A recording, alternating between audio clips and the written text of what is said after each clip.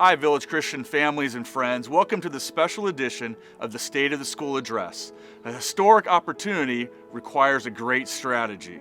The school year is going along so well this year, and we thought it would be more interesting for you to hear about the results of our strategic plan to make the school even better over the next 5 years. We're going to be moving from location to location around the school to show you how we're going to improve that area of our school program. Our last strategic plan saw the remodel of our library, our auditorium, the creation of the Field of Dreams, new science labs in the elementary school, the middle school, and the high school, and so many more elements to our school. And we're stepping out in faith again as we look forward to the next 5 years to see what God is going to do, the miracles He's going to bring to our school, and the funds He's going to raise to help us to remodel and build new facilities to benefit our students.